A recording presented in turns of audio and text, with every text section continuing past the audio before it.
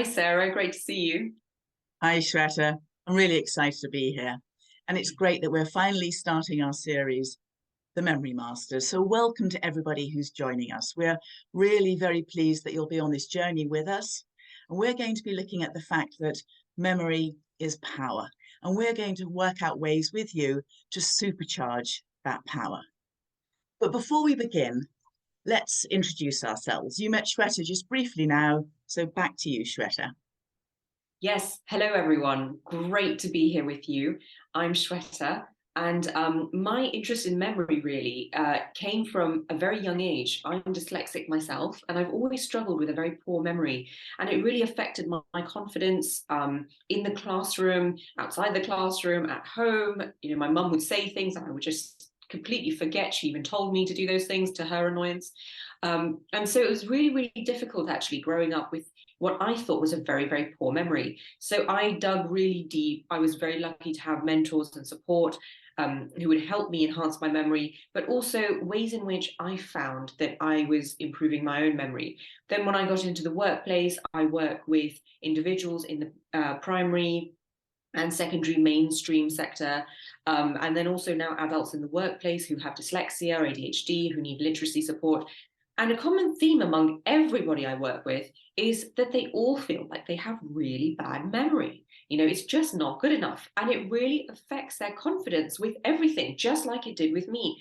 And I've had a huge amount of success working with these clients and feeling that sense of surge in confidence and self-esteem when your memory gets better, simply by making those little tweaks. So I'm really, really excited for this series. What about you, Sarah? I know that you have a different pathway. Yes, I've come into this through a very different route. I started off working in industry a long time ago. Yep, between us, I think we've probably got about 30 years of experience in dyslexia and literacy support, haven't we? Um, but I first became interested in memory itself when I was working with my father, who was diagnosed with Alzheimer's.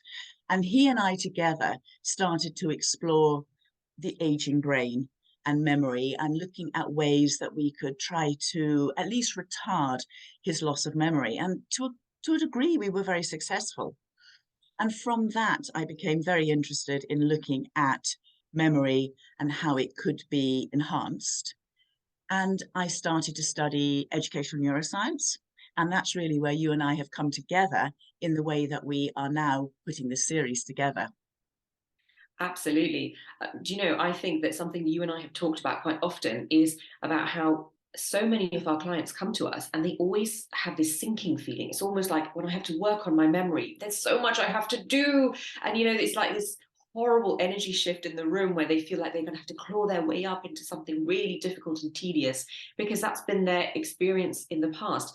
But actually, just by using these simple tools, techniques, and understanding your own memory, what we realize is everybody has a memory. It's a natural trait that we have. We don't have to develop it or create it from scratch. We simply have to use the trait in the way that it works best for us. And just by understanding that concept, you find that within a few sessions, people who are scoring below average on memory tests are suddenly scoring either high average or above average on memory tests, simply because they know now how to use it. Yeah, absolutely. And when people come to us and they have goals of what it is they want to achieve, even though those things are often not memory goals, improving memory is always the underlying thread. It's the one thing that we always end up coming back to. And that's really because memory is an integrated system. It's not something that stands alone. It's part of us. And as you were saying, it's part of who we are. It's very holistic. And there are many different forms of memory. It's conventional to talk about all these forms as if they are standalone systems. For example, you have short-term memory, which is the one which is our ability to hold information for a short period of time, a few seconds or maybe up to a couple of minutes. And for this series, we are going to use that convention because it does make it easier to talk about some aspects of memory. So we will talk about short-term memory, working memory, the one where you take this information and use it in some way or hold it so you can add more to it. And then the one which we like most of all, which is long-term memory. And long-term memory is your ability to hold information for a long period of time, but not just to hold it, but to store it in an efficient way, to have a sort of organized memory, if you like. And that means that you can then recall bits of information in an efficient and easy way. So we have a whole load of practical solutions where we're going to be introducing all of this, and we really hope that you'll find it useful. Absolutely. I love what you said about holistic memory, because really that is what we have found with personal research and clients that we have worked with. It's all integrated, it's all together, and memory is affected not just by cognitive function, but actually by so many other areas of your life, everything coming together. So yes, really looking forward to this very empowering self-improvement journey that people are going to go on, just to recognize the natural traits and talents that we all have and how to further enhance everything so that we can create a supercharged memory. Really, really excited to be on this journey with you, our viewers as well. And we want you to stay in touch with us throughout this whole journey. And for that, please subscribe to this channel, like this video, and both of our details, Sarah and Shweta's details, were down here in the description below. So you can get in touch with us personally if you want to. Check out our websites as well.